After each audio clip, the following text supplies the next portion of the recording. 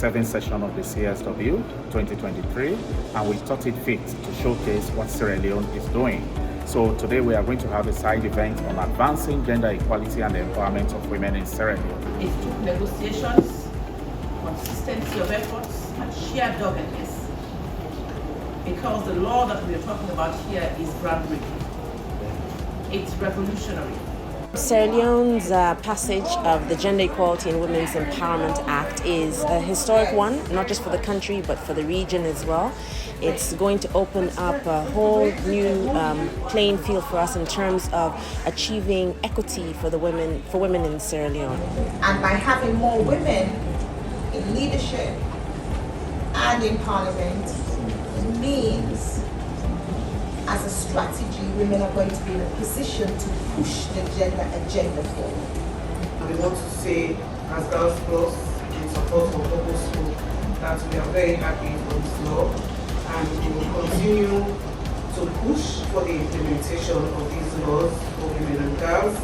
We might not be parliamentarians as young girls, but we have our leadership roles that start in our schools, in our university, and other areas that we will want to be leaders. There are many single mothers in Sierra Leone. Giving them right access to finance will mean you are supporting us girl child indirectly.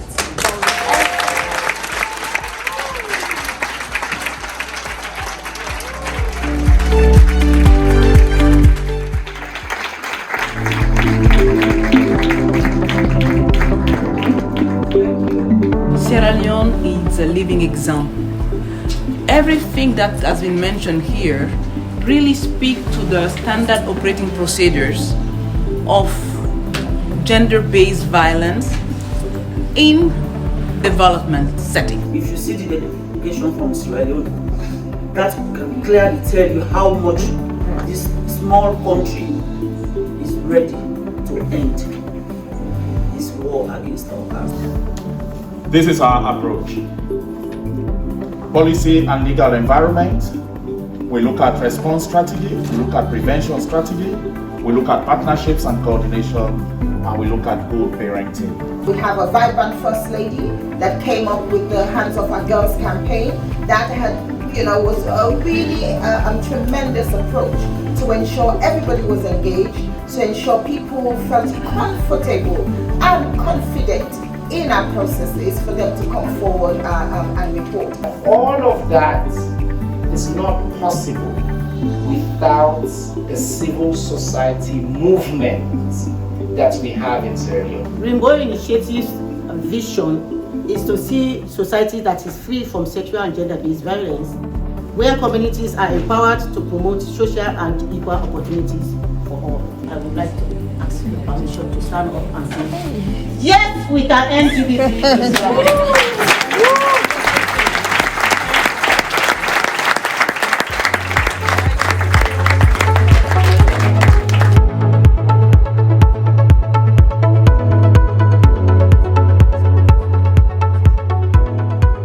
This is personal to us. This means something to us, and that's why we love partnering with Sierra Leone, with government ministers and community organisations to really to empower young girls and women. If adults feel that girls can take care of children, they can take care of family, why not money? Why not?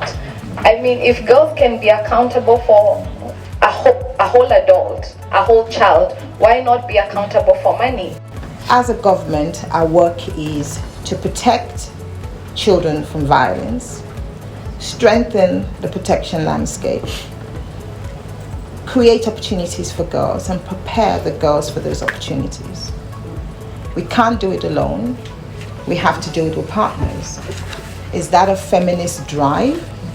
I will say, to some extent, it is. The Spotlight Initiative is a UN initiative, and I know the UN, we talk about breaking down bureaucracies and barriers, and let me tell you, the UN is a hard place to start to do that. An organization like Purposeful and the United Nations, they seem like they're really far apart, and in many ways they really are. But if you set an organization like Purposeful and what they're doing as your North Star, you just can only go up. So we say often that we don't need any more innovation.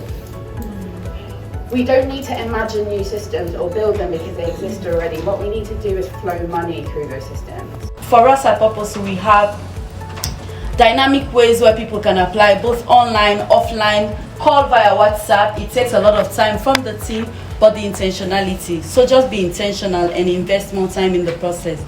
And it was.